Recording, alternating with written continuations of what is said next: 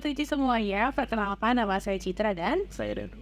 kami merupakan siswa-siswi dari SMA Katolik Ricci. Jadi buat Sobat Ricci semuanya, yang belum nonton episode pertama ya Danu, di video pertama itu ada Kiza dan Alek mewawancarai Profesor Juneman. Nah, pada video kedua ini merupakan lanjutannya. Tapi di video kedua ini tidak hanya ada Fahmi dan Profesor Juneman, tetapi juga ada Dr. Darmawan Ardi Purnama, SPKJ. Di sini sebelumnya kita mengucapkan terima kasih yang sebesar-besarnya kepada Dr. Darmawan dan juga Profesor Juneman karena turut hadir dan mau kita wawancarai di sini. Terima kasih atas. Dokter dan Profesor, gimana nih kabarnya? Akhir-akhir ini mungkin ada Kesibukan apa, Dokter, Profesor? Kalau saya sibuknya paling banyak tetap praktek, paling ngasih kuliah atau ngasih seminar gitu. Kasih kuliah sama seminar ya reguler. Cuma bedanya saya bukan dosen tetap. Jadi beda kalau Prof kan dosen tetap. Kerjaannya kalau saya praktek tetap gitu. Iya, kalau saya seperti Dr. Darmawan sampaikan, saya beraktivitas di perguruan tinggi di Binus University. Saya mengajar, melakukan penelitian sesuai dengan passion saya di bidang psikologi korupsi, mental health dan sebagainya, dan juga pengabdian ya kepada masyarakat. Jadi tugas-tugas dosen ya. Oh, saya ngurus Yayasan Ricci juga. Ini periode yang kedua nih. Ya bantu-bantu ngurusin udah HRD kayak gitu. Seperti itu. Oke, jadi dokter dan profesor di video kali ini kita bakalan bahas mengenai relationship antara dokter dan profesor. Nah, tapi sebelum kita ngobrol lebih jauh dulu nih, kita pengen lebih dekat sama dokter Darmawan dulu ya. Dokter kan dulu alumni Ricci ya dok? Iya, saya juga di Ricci. Dari zaman kom saya, jadi angkatan papa saya ya. Papa saya nggak alumni Ricci, tapi om saya ada beberapa yang alumni Ricci. Terus saya dengan adik-adik saya, terus anak-anak saya, ponakan saya, itu sekolah di Ricci. Itu. Nah, Sekolah di Ricci ya? iya, Prof Juneman ini seangkatan nama adik saya yang kecil. Iya, ini saya yang kecil. Boleh diceritain nggak dok, dulu waktu sekolah di Ricci, dokter tuh muridnya seperti apa? Anak yang gimana, Dok? Anak yang aktif lah, terbuka, atau yang kayak cenderung pendiam gitu, Dok? Saya waktu kecil itu, saya baru tahu belakangan ya. Saya itu ada ADHD, Attention Deficit Hyperactive Disorder. Jadi kalau di kelas tuh sering kali ngobrol di kelas, kadang ngisengin teman jalan-jalan. Itu gejalanya baru reda itu kelas 4, mendingan. Kelas 4 lebih baik. Terus karena saya kayak gitu, jadi kalau waktu kelas 1 itu gurunya namanya Ibu Sukima. Ibu Sukima itu ngertiin gitu. Jadi beliau, yang lain pulang, itu si Darmawan tunggu dulu Darmawan. Terus saya dikasih tugas tambahan gitu, dikasih tahu. Saya komplain kenapa saya nggak boleh pulang. Saya bilang sama mama saya gitu kan. Tapi sekarang saya ngerti, maksudnya beliau ngasih tambahan gitu loh, ngajari. Karena kan nyatet supaya nggak selesai, agenda supaya terlewat, nggak dicatat tuh loh, karena ngerjainnya nggak fokus gitu. Terus kelas 2, kelas 2 parah saya. Dulu ada pelajaran mencongak. Ya, mencongak. Wah, habis saya, nggak bisa saya mencongak itu. Susah sekali itu. Terus kalau ulangan lisan itu, nanti bisa salah gara-gara nomornya kelengkap. Jadi kan misalkan dibacanya nomor 1, pertanyaannya ini, kita langsung jawab. Nomor 2, itu jawab. Tahu-tahu sampai ke bawah saya salah semua. Begitu diprotes, kan jawaban saya betul, Bu. Ya, tapi ini nggak sesuai sama nomor katanya. Nah, kayak gitu tuh. Nah, itu saya juga dulu agak frustasi tuh, gimana kayak dulu kan, zaman dulu nggak tahu itu gangguan apa gitu ya.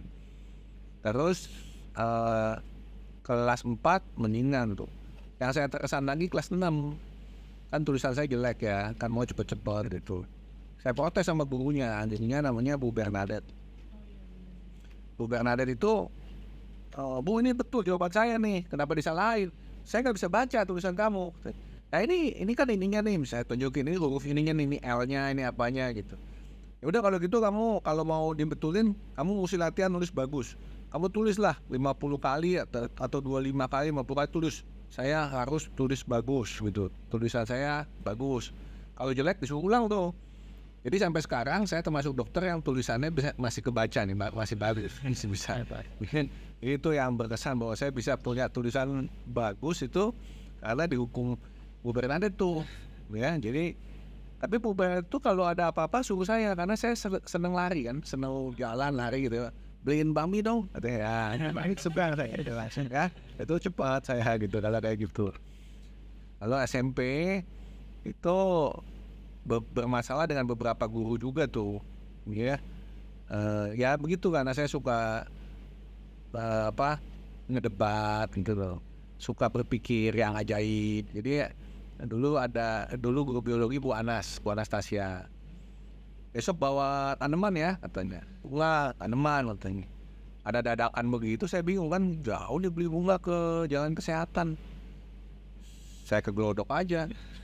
Ya, saya tahu di pemikiran saya guru biologi pasti nyuruh bawa tanaman tuh yang hidup. Saya kegelodok beli tanaman plastik.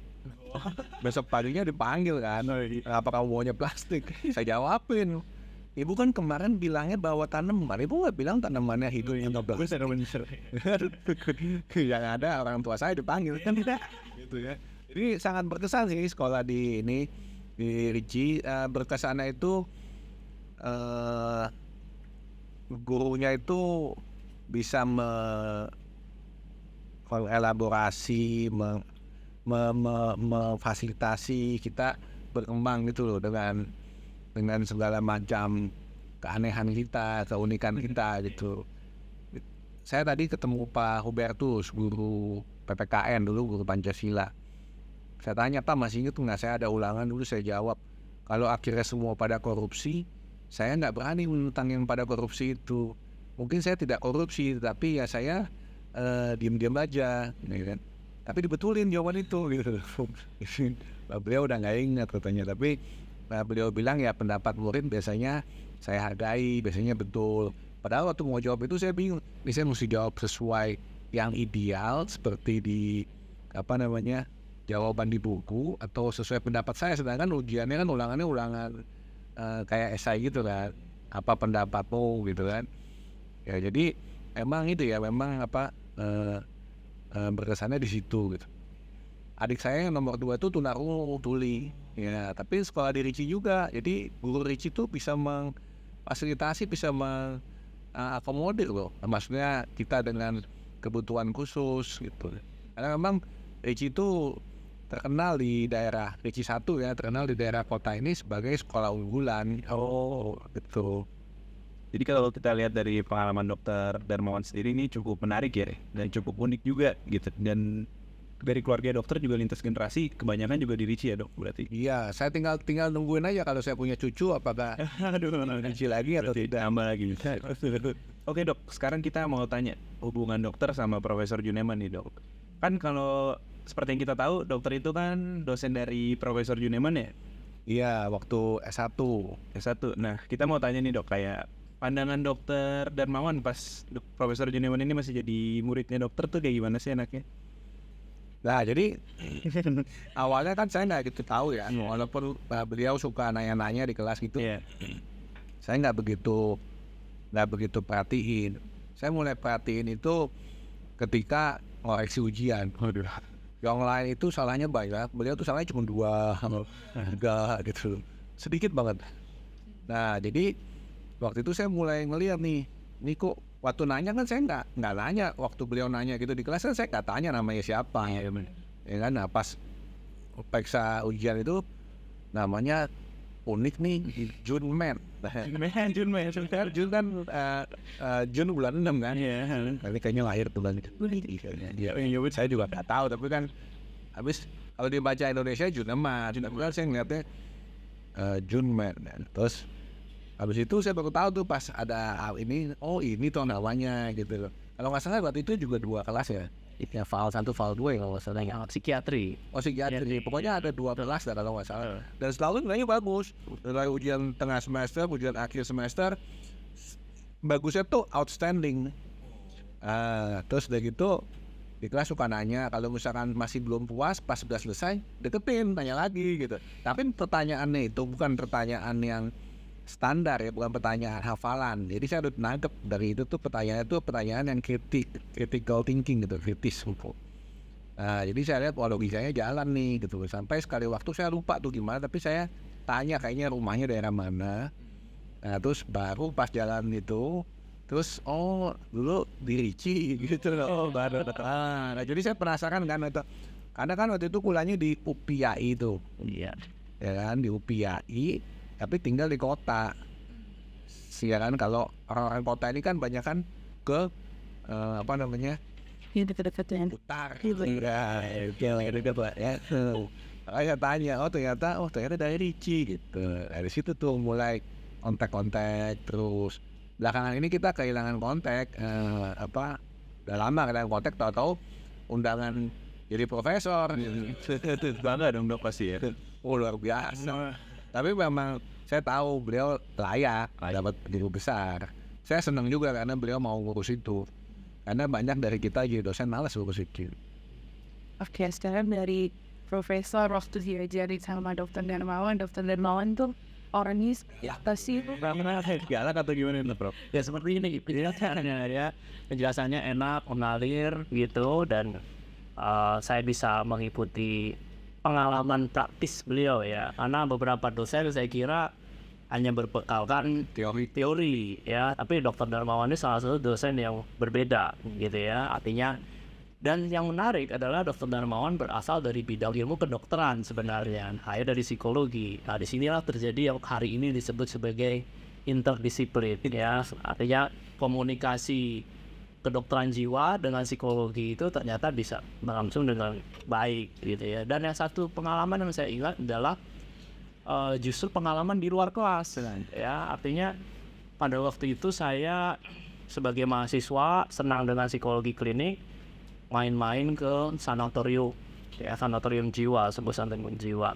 Dan pada waktu itu saya diminta untuk berbicara sebuah topik.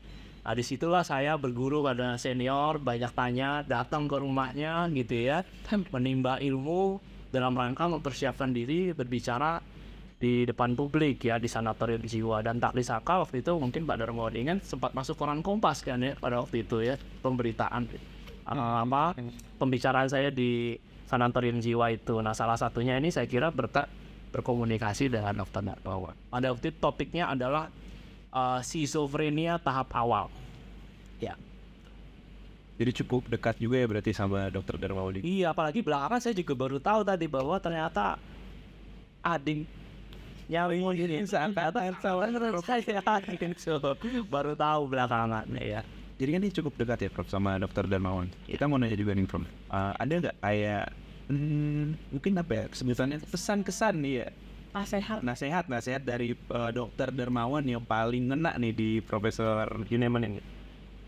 Iya, Dr. Darmawan kan bergerak di bidang kesehatan mental dan beliau itu punya concern terhadap kesehatan mental masyarakat ya. Artinya bukan hanya orang per orang, tetapi bagaimana supaya bangsa kita ini sehat secara mental ya. Karena kesehatan mental itu efeknya kalau terganggu itu bisa ke berbagai tingkah laku, seperti misalnya tingkah laku korupsi dan sebagainya yang saya pelajari itu gitu ya. Jadi yang saya lihat dari beliau seperti itu, apalagi beliau juga sempat berkarya sebagai pegawai negeri sipil, satu pilihan yang menurut saya sesuai buat organisasi ya, satu hal yang langka, tapi itu adalah satu langkah saya kira dari fase hidup beliau yang bisa dipelajari oleh kami yang masih tidak gitu. Dari Dr. Darmawan ada gak sih pesan atau hal yang ingin disampaikan pada Profesor Juneman? Ada Prof di sini, apa yang pengen dokter sampaikan gitu? Kalau pertama kesannya ya, dari awal ini anak pinter banget nih. Pinternya bukan hafalan. Saya senang sama orang yang pinternya bukan hafalan. Jadi logikanya jalan. Nah, karena banyak orang sekolah nilainya bagus, tapi itu hafalan. Itu percuma tuh. Nah, kemudian waktu beliau S2, beliau itu yang berkesan buat saya, ini anak berani ya. Ambil tesis itu unik tuh. Tentang fenomena membuka hijab. Wow, kan? Wah ini canggih nih gitu kan. Canggih. Padahal kita ini kan minoritas, iya kan. Hal-hal seperti itu kan sensitif biasanya. Tapi beliau tuh berani gitu. Waktu beliau lulus S3 saya dengar, tapi saya nggak waktu itu saya nggak tahu ininya, nggak mention ininya apa gitu. Cuman saya lihat, wah beliau berkarir di ini bagus. Karena awalnya kan saya pikir kalau beliau, saya kan punya klinik-klinik mental health untuk psikolog dan psikiater yang praktek situ. Jadi memang saya bangun itu kan tujuannya untuk ya bukan untuk saya praktek sendiri, tetapi bisa merangkul semua berbagai pihak, kita bisa sama-sama maju gitu. Terutama kan bukan hanya individual ya, tapi kan bisa ke semua. Jadi saya mikirnya legasinya bukan duit ya, tapi lebih kepada bisa meninggalkan ilmu gitu, pelayanan sistem gitu. Kalau koruptor itu kan mikirnya yang mau ditinggalin duitnya gitu, hartanya gitu. Saya nggak mikir ke situ, makanya saya nggak korupsi harta tuh. Nah, jadi kemudian ternyata beliau lebih memilih ke jadi dosennya itu akademisi. Nah makanya saya lihat oke, itu pilihannya bagus, karena waktu itu akhirnya beliau memutuskan nggak ke klinis satu-satu seperti itu, karena memang saya juga melihat kalau saya tuh cuman praktek doang di klinis satu-satu tuh manfaat saya sebetulnya nggak begitu luas cakupannya. Nah jadi terus ya saya cuma pikir ya moga-moga dia sukses, bisa bagus ya kan. Waktu itu kan ada beberapa university. Habis itu saya pernah diundang juga, waktu itu pernah ke universitas apa tuh yang di Serengseng apa tuh Mercu Buana ya kan, pernah di Buana ya kan. Terus akhirnya yang saya dengar memang paling mantep di BINUS ya. Nah, makanya saya senang juga, akhirnya bisa juga nih. Nah moga-moga nih dengan begitu demikian ya, harapan saya nanti nih kita bisa terus sama-sama berkembang ya, dengan network kita, dengan keilmuan kita nih, bisa bermanfaat menyumbangkan pemikiran kita supaya memang bangsa ini makin ke depan makin lebih baik. Karena kan kita lihat Indonesia ini lebih ke sampai sekarang tuh belum kelihatan keadilan sosial untuk seluruh rakyat Indonesianya gitu. Karena masih banyak didominasi oleh pengusaha-pengusaha itu. Saya bukannya anti pengusaha, bukan. Maksudnya saya mesti ada sistem yang bisa memberdayakan, bukan memperdaya. Karena bahasa Indonesia ini memberdayakan dan memperdaya mirip nih, bedanya huruf doang, ya kan? Kalau bahasa Inggrisnya empowering gitu. Nah, supaya nanti anak cucu kita itu bisa hidup layak gitu loh di negara sendiri. Karena contoh kayak adik saya tunarungu ya, alumni RICI, kuliah lulus nggak bisa kerja di Indonesia, susah karena kecacatannya kan. Apalagi dulu belum ada handphone, belum ada smartphone ya kan, komunikasi dianggap handicap, jadi nggak ada yang mau pakai. Akhirnya sekarang kerja dan menetap di Manado gitu, karena lebih akomodir untuk orang dengan disability. Nah sebenarnya Indonesia itu mestinya bisa tuh semua di ini, karena teman-teman saya, network saya di Malaysia, Singapura, sampai di Jepang itu sebetulnya iri dengan kita Indonesia ini gitu. Cuman ya ini masih mismanagement. Nah mudah-mudahan dengan masukan-masukan kita tentang kesehatan mental, saya punya klinik namanya Smart Mind nih, jadi membuat orang jadi smart ya, kemudian meningkatkan quality of life, ya nggak ke bawah arus sehingga meaningnya mereka tuh cuman duit gitu ya, iklan kapitalis. Pengusaha itu kan mikirnya bagaimana mindahin duit orang ke kantong dia sebanyak-banyaknya, lalu nanti tanda kutip CSR corporate social responsibility itu kan belum kena ke esensinya. Saya nggak nyalahin pengusahanya, tetapi maksudnya itu kan peran negara di situ untuk membuat sistem. Ya bukan hanya soal pajak dinaikin, asalkan pajak progresif gitu ya. Tapi menyangkut semua sistem, termasuk sistem kesehatan, pendidikan, ya kan, seperti BPJS kesehatan kita tahu tuh dari tahun 2014 sampai sekarang seberapa penyesuaiannya, sedangkan inflasinya tinggi. Jadi kan bullshit kalau ngomong soal kesehatan tetapi masalah ekonominya nggak diperbaiki. Nuntut aja kesehatan dibilangnya gratis lagi, itu kan membohongi. Karena semua itu dibayar. Kalau kita nggak bayar sendiri, itu namanya PBI, penerima bantuan iuran. Itu dibayar oleh pemerintah daerah. Gitu. Jadi hal-hal seperti ini tuh mestinya tuh mencerdaskan bangsa. Nah, bagaimana kita mau cerdas kalau fungsi otak kita nih, yang salah satunya adalah fungsi mental tadi, itu nggak beres. Gitu. Jadi mudah-mudahan nanti yang depan saya nih kita bisa terus bersama ya untuk saling membantu ini mendukung ya, walaupun memang kadang hidup kita ini jadinya terjebak pada rutinitas masing-masing. Ini apalagi sekarang rumahnya udah jauhan nih. Udah nggak di Jakarta soalnya. Oke, sebelum bincang-bincang kita selesai nih dokter dan profesor, ada gak yang ingin disampaikan sepatah dua kata mungkin dari dokter dan profesor buat sobat Ricia di rumah tentang mereka meraih mimpi mereka atau pengen jadi kayak dokter dan profesor gitu. Saya sih berharap ya kalau teman-teman di adik-adik, anak-anak di sekolah Ricci dengan alumninya itu benar-benar kita bisa kompak. Tuh, jadi kita bisa bersinergis. Ya, jadi apapun bidang yang kalian pilih, ya, temukan diri kalian, pilih yang sesuai dengan apa yang kalian cintai, kemudian kita saling bekerja sama, bersinergi, bukan saling bersaing menjatuhkan. Itu paling penting. Karena mungkin dulu waktu kita milih bidang kita juga kita ragu-ragu.